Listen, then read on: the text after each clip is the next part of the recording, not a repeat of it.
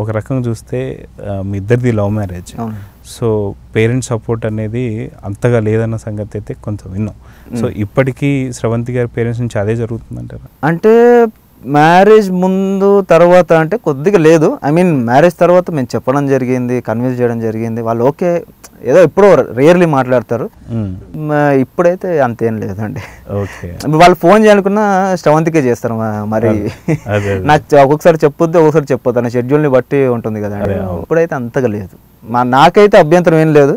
వాళ్ళు వచ్చి కలిసి మాట్లాడినా ఓకే, నాకు ఓకే, నాకు కంఫర్టబుల్ ఎలా అయినా ఓకే. నాకు వాళ్ళు మాట్లాడొద్దు, నాకు వీళ్ళు ఇలా వాళ్ళ ఏం లేదంటే అందరూ హ్యాపీగా ఉంటే అందరూ హ్యాపీగా.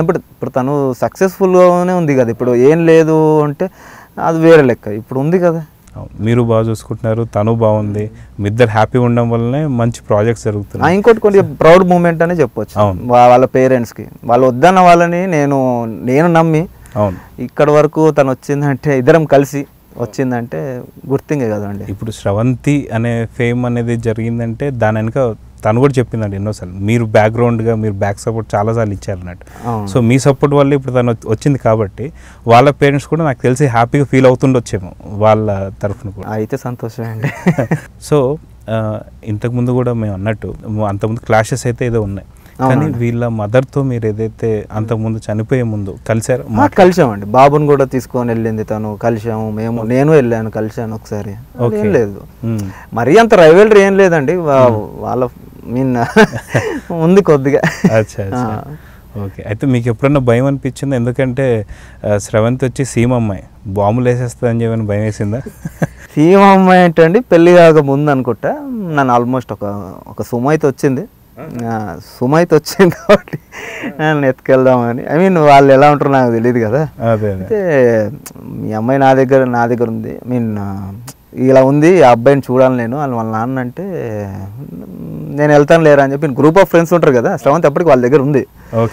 ఎవడాన్ని తీసుకుంటారా, నేను చూడాలంటే నా ఫ్రెండ్ ఏమన్నాడు, అరే నువ్వు పోతే నేను కొడతారు, అప్పటిలోకి ఇంత ఏం లేను, ఇలా ఉండేటోడు నేను. నా ఫ్రెండ్ కొద్దిగా ఇలా కట్టు ఉంటాడు అనమాట. వాడు అన్నాడు, అరే నువ్వు ఆగు, నేను వెళ్తాను, నేను చూసుకుంటాను ఆగు అని చెప్పి వెళ్ళాడు అనమాట. వెళ్ళాక వాళ్ళ ఫాదర్ వచ్చి ప్రశాంత్ అన్నాడు. అవును నేనే అన్నాడు. నువ్వు కాదు ప్రశాంత్ అంటే, మరి తెలుసు కదా రాడు, వెళ్ళిపో అని చెప్పాడు. కలుస్తూనే వెళ్తా అంటే, నీకు ప్రశాంత్ కావాలా నీ అమ్మాయి కావాలా? అలా అలా అలా కాన్వర్జేషన్లో మొత్తానికి కూల్ డౌన్ అయితే అయిపోయింది, వెళ్ళిపోయారు ఇంకా వాళ్ళు. లేకపోతే నేను దొరుకుంటే మాత్రం మరి ఏమయ్యేదో నాకు తెలియదు. ఐ మీన్ నేను బ్యాకప్ ఉంది, ఉంది. కాకపోతే నన్ను నా ఫ్రెండ్స్ ఏం సజెస్ట్ చేశారంటే, ఆ టైంలో నువ్వు వెళ్ళొద్దు అని అన్నారు అన్నమాట. మంచి టైం కాదు ఇది. ఇది ఎవరు అడగలేదు ఈ క్వశ్చన్, మీరే అడిగారు. సో ఖచ్చితంగా అయితే మీ స్టోరీలో కూడా చేజింగ్లు అవి ఇవి అన్ని కొద్ది గొప్ప అయితే జరిగాయి. సీమో ఫ్యాక్షనిజం చూసా. Sumo white colour Sumo, colour కూడా గుర్తుంది, వైట్ కలర్ సుమో. నంబర్ లేదు, గుర్తులేదు, వైట్ కలర్ సుమో ఉంది.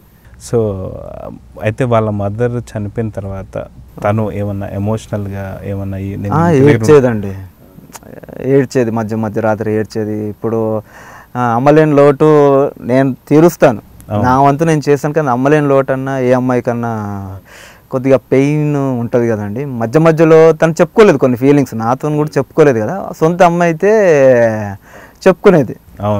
ఆ టైంలో కొద్దిగా మా అమ్మ చూసుకునేది, కానీ మిడ్ నైట్ రాత్రిపూట ఏడుస్తుందని చెప్పి మా అమ్మని లేపలేను కదా, నేనేం చేయలేను. ఇంకా నా వంతు నేను చేశాను, కానీ బాధపడేదండి. ఐ మీన్ తను వెళ్ళే ముందు కూడా, స్క్రీన్కి వెళ్ళే ముందు కూడా, ఈ టైంలో మా అమ్మ నన్ను చూసింటే బాగుండేదని ఏడ్చింది కూడా. అదే, కానీ ఇది కూడా మేము విన్నాం ఏంటంటే, మీ అమ్మగారు కూడా ఖచ్చితంగా స్రవంతిని ఒక కూతుర్లానే చూసుకుంటున్నారు అన్నట్టు. ఎందుకంటే మీ ఇద్దరు అబ్బాయిలే, సో కూతుర్లు అంటూ లేరు కాబట్టి ఆ మాట అంతకుముందు కూడా నువ్వు నా కోడలు కాదు కూతురువే ఖచ్చితంగా అన్నట్టుగా. సో వెళ్ళే ముందు కూడా తన బాండింగ్ కూడా మీ మదర్ గారి బాండింగ్ కూడా చాలా ఇన్ఫ్లుయెన్స్ చేసింది స్రవంతి మీద.